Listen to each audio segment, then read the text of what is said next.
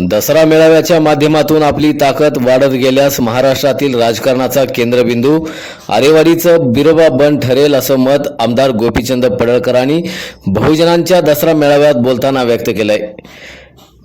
जो महाराष्ट्रातला प्रस्थापित आहे त्याला गाढण्याची वेळ आली असून ही भूमिका आपण सर्वांनी ठेवली पाहिजे।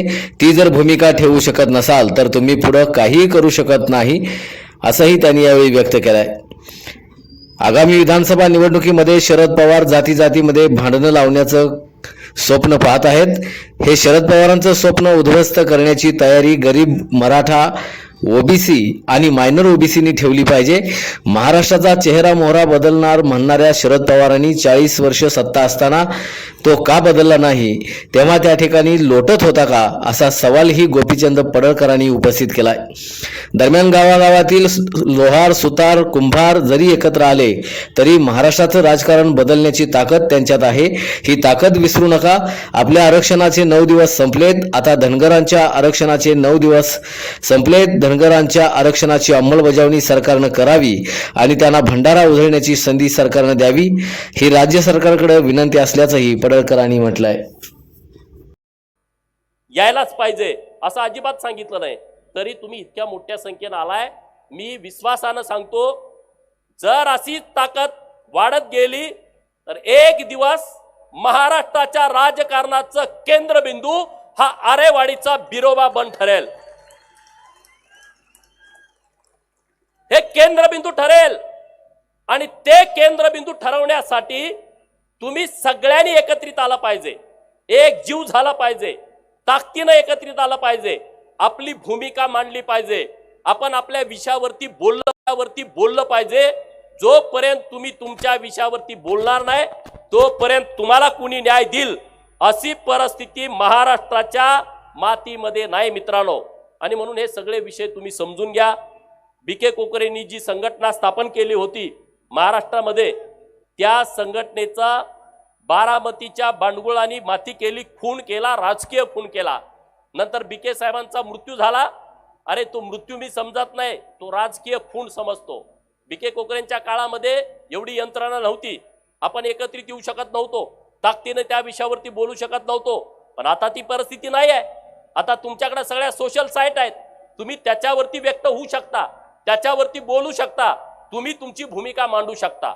आणि म्हणून बीके कोकरेंचा ज्यांनी राजकीय घात केला त्या लोकांचा घात करण्याची वेळ आता आपल्या समोर आलेली आहे। आणि म्हणून जो महाराष्ट्रातला प्रस्थापित आहे त्या प्रस्थापिताला गाडण्याची भूमिका तुम्ही आणि आम्ही सगळ्यांनी ठेवली पाहिजे।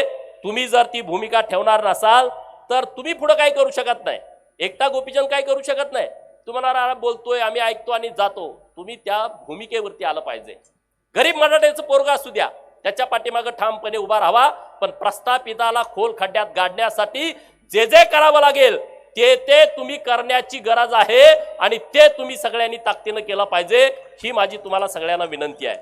जमल की नाही जमल? जमल की नाही जमल? तुम्ही सगळ्यांनी निवडणुकामध्ये तिकीट मागा, गरीब मराठ्यांच्या पोरांनी तिकीट मागा, ओबीसीच्या मायनर ओबीसीच्या भटक्याच्या पोरांनी तिकीट मागा। जिथं जिथं तुम्हाला लढायला संधी मिळेल तिथं तुम्ही लढलं पाहिजे। जो लढतोय त्याच्या पाठीमागे उभा राहायला पाहिजे, नाहीतर लढामध्ये सगळ्यांनी जाऊन अर्ज भरा असा त्याचा अर्थ होत नाही। ज्याची निवडून येण्याची क्षमता आहे त्याच्या पाठीमागे उभा राहावा। बहुजनांना या 2024च्या विधानसभेच्या निवडणुकीमध्ये त्याग करावा लागणार आहे। काय करावं लागणार आहे? त्याग करावा लागणार आहे। एखादा गरीब मराठ्याचं पोरगं उभं राहतंय, आपण थांबायचं, त्याच्या पाठीमागे उभं राहायचं। एखादा माळ्याचं पोरगं उभं राहतंय, आपण बाकीच्यांनी थांबायचं, त्याच्या पाठीमागे उभं राहायचं।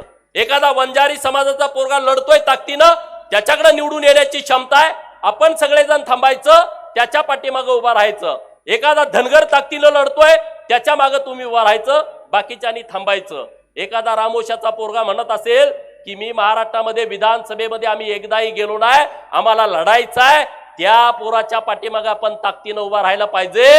हा त्याग तुम्ही आता या विधानसभेच्या निवडणुकीमध्ये केला पाहिजे, नाहीतर उठला आणि पळाला काही उपयोग होणार नाही, माती होईल। हरियाणाच्या निवडणुकीचा निकाल परवाच्या दिवशी आला, तिथं जाट आंदोलन हे जोरात सुरू होतं आणि ते बघता तुम्ही टीव्हीवरती बघितलं, मारामाऱ्या, भानगडी, सगळी दादागिरी।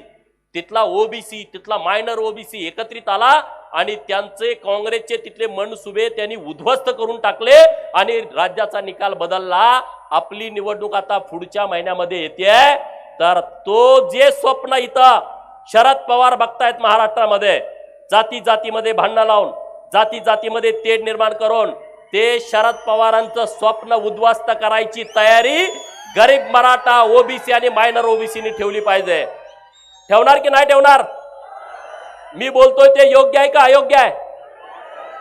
अरे ते तुमच्या मताचा वापर करून घेणार आणि त्यांना पाहिजे तसा अजेंडा राबवणार. परवा ते कुठं तरी गेलते इंदापूरला, ते काय म्हणतायत की तुम्ही मला सत्ता द्या, मला महाराष्ट्राचा चेहरा मोहरा बदलायचा आहे.